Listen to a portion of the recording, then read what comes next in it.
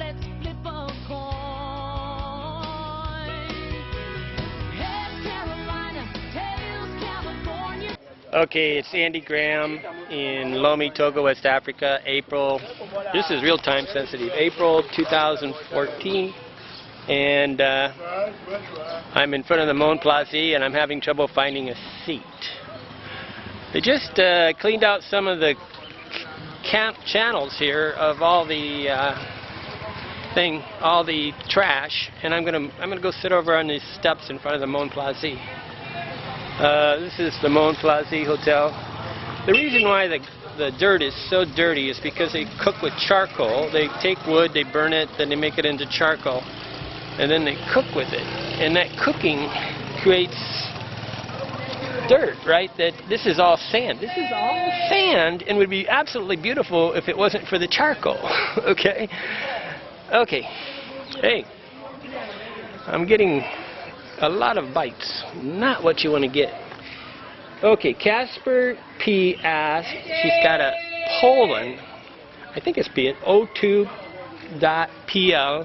email. Hey, it's Kasper P asked, do you prefer books or Kindles? Okay. I mean, that's there's no such thing as a yes or no, right?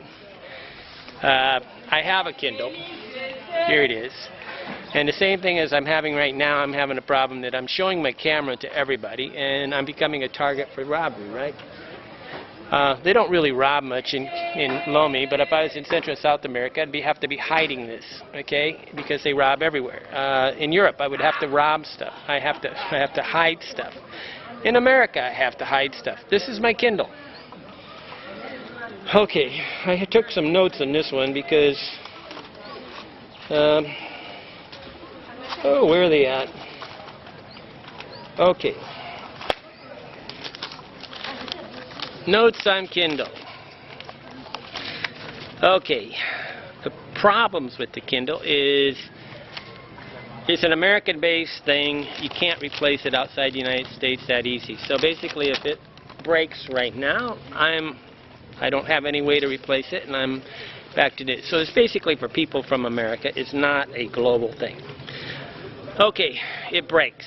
I have a devil of a time protecting this thing. I put it on top of my computer, inside my computer bag, and then, but it's already, the one end of it's broken loose. I mean, this thing cannot twist or whatever. There's no real easy way to store it. And putting it in one of those plastic bags doesn't protect your bag traveling. It is a real pain to keep from breaking. But I'm good at that, and I haven't done it. Okay. Because I go into new places, I put this thing down in strange places. Technically, it's so fragile, in a way I feel. I haven't broke it yet, right? Still working. See, this falls off the edge of a table onto the concrete floor. I mean, in America, we have these carpets. The rest of the world don't have carpets. So very, very few places in the world have hotels with carpets. So when you're in a room with a thing, you drop your camera, you drop your thing on the floor, it's going to break. And because you're in a new place, you don't really know where to put it. So I ended up putting a thing on the floor in the corner so it can't fall off the bed or off the table, right? Then I have to charge it. Okay, so breaks, I lose. If it breaks, I lose all my books. And not only that, then I have to go through all this configuration of trying to download them again, and a book is easy, right? There's no backlight, and that's good and bad. I can take this thing to the beach, get it full of sand, still seems to work. I've taken it to the beach before, many times. I can read it in direct sunlight, and I wish they make computers this way because I really can't use my computer outside at all. But it has no backlight. If I had backlight, I probably wouldn't be able to read it anywhere, right? So it really would be worthless. I don't think a book or one of these things is ever worth more than about $50. And they should be giving them away for $10. And, you know, then you buy the book and that's where they make the money. But it's a toy for most people, and what they do, you see people in Guatemala where they're trying to be trendy. They set it up in the coffee shop. They have this little stand, they set it up, and they make sure that everybody They didn't do this with the book, but now they're sitting around like they do this with the tablets. It's a social status thing. I read books in my room. I read at the beach. I don't read books often at in public because it's just difficult. But the battery's inside the thing. There's no way to replace it. So, and I'll tell you, if you're going on a long trip, I mean, half the time my Kindle is not charged, so I only use it after I've been in a hotel 3 or 4 days. Okay, I don't ever use it the first day because it's just too much work to keep it charged. And even though it's really, I mean, a book is better. A book, you just can't goof on a book. And I don't think that any way you do it, I like reading a book. A book I can throw down on the thing, pick up. If I lose it, I don't lose my heart. I don't lose my thing. If I go to the beach, I can throw it on the chair. They don't steal it. These toys, everybody's on the market. Everybody's looking. I mean, it's just not user-friendly. It's user-heavy-duty protection all the time. Now, okay, one of my biggest problems I have with the Kindle, and I went, is I don't see the cover of the book. I don't hold the book. I can't mark up the book, and I can't remember if I read the book. So now, like I was reading all the Wilbur Smith books and Tom Clancy and all these different books, I created a database so I could remember which books I read. It's absolutely no good for a 5-day trip. It's going to be out of battery. And it has a 220-110 plug, but you know, it's not like it's that easy. Okay, what's really good about it is I can blow up the fonts and I can make it big enough that I can read it without glasses. That's real good. I can read it in direct sunlight.